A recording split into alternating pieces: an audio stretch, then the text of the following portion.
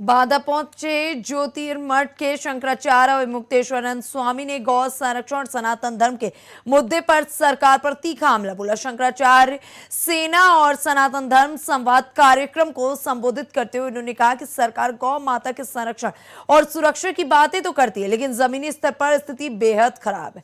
उन्होंने कहा कि जब खुद मौके पर जाकर हालात देखे तो गायों की हालत दयनीय मिली। कई स्थानों पर गायों के साथ क्रूरता हो रही थी, लेकिन प्रशासनिक स्तर पर प्रभावी कार्रवाई नजर नहीं आती। तंज कसते हुए कहा कि सरकार की फाइलों में तो गाय आनंद में, मगर वास्तविकता इससे बिल्कुल अलग है।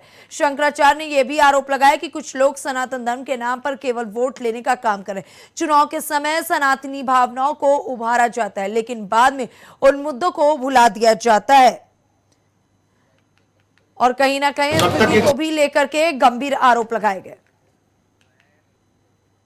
कब तक ये चलता रहेगा? ये गौ रक्षा की मुहिम हमने नहीं शुरू की, ये हमारे पूर्वजों ने लंबे समय से जारी रखी हुई है। हम तो इसका एक अंग है। अपने समय में हम भी इस आवाज़ को उठा रहे हैं। अभी इस समय जो गविष्ठी यात्रा चल रही है वो 3 मई को गोरखपुर से शुरू हुई है।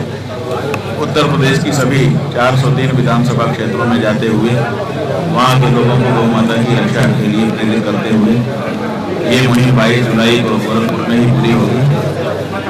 अभी हम लोग 118 से अधिक विधानसभा क्षेत्रों में जाते हुए बांदा बुंदेलखंड के बांदा जिले में पहुंचे हैं और आपसे बात कर रहे हैं।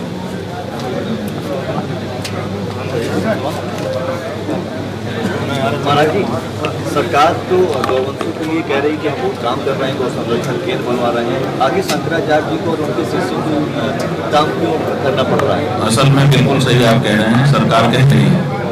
हमने कभी ये नहीं कहा कि सरकार नहीं कह रही है। सरकार कह रही है, लेकिन कह रही है, कर नहीं रही है या कर नहीं पा रही है। जो आपके कैमरों के सामने हैं उनकी बाइट्स हैं, वो हमने देखी है, सुनी है, लेकिन जो मौके पर जाकर के गाय का हाल देखा तो बिल्कुल भिन्न है, आकाश पाताल का अंतर है। वो कहते हैं कि हमारे प्रदेश में गाय पूरी तरह से सुरक्षित है, हमने 2000 करोड़ का बजट निकाला है, बहुत आराम से रह रही है, और हम जब मौके पे जाके देखते हैं तो बेचारी तड़प रही है।